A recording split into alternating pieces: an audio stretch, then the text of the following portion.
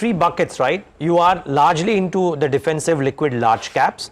You've been sitting on a bit of cash as well, but you have a very well-performing quant small cap fund, which can't get into large cap. So let's assume you sat on a bit of cash, but you also chose to sit on some themes, which you believe will probably correct less, or earnings growth might be there, which might help these sectors perform. I would love to know what are those, because large caps is probably the easier answer. From you, I want, where is it that you have high conviction in the non-large cap arena? So Neeraj, in terms of law, if you really sit down and analyze our small cap portfolio, which is in public domain as of last month, what is our focus area? Our focus area, obviously, yes, we have to have 65% minimum requirement as per se on the small cap, which we are maintaining. But remaining 35 is skewed towards either cash or is skewed towards a large cap. Okay, we don't have even mid caps also in our portfolio.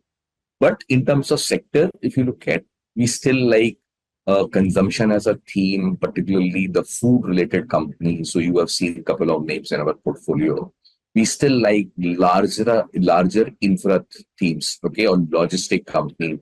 They are part of our portfolio, the small cap. We like some of the smaller banks was compared to larger banks. So two smaller banks is there in our portfolio and a sizable exposure we have. We like some of the insurance names, so the smaller exposure towards insurance sector is also there.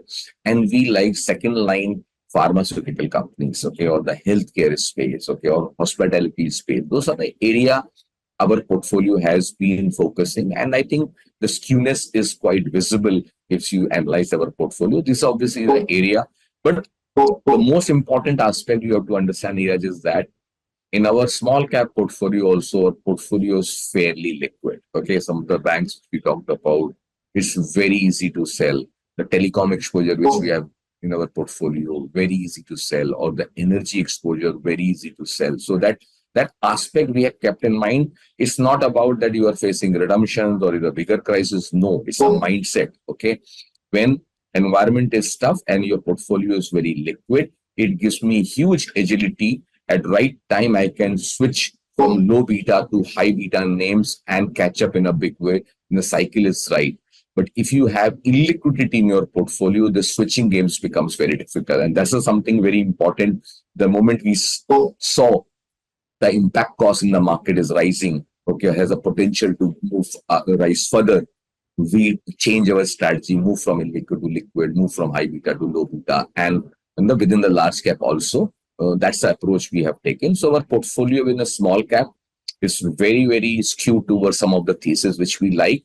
And a lot of people question this, are you negative on the small cap? You're cautious on the market. No, we are not at all negative on the small cap.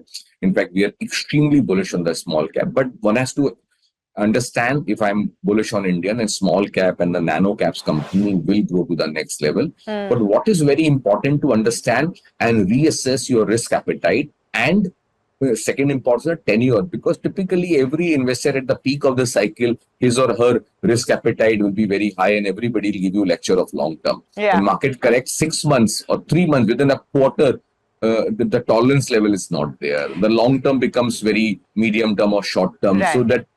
So that's the approach we have to. If you are a long term investor, have a good risk appetite, small cap is the area which should remain invested.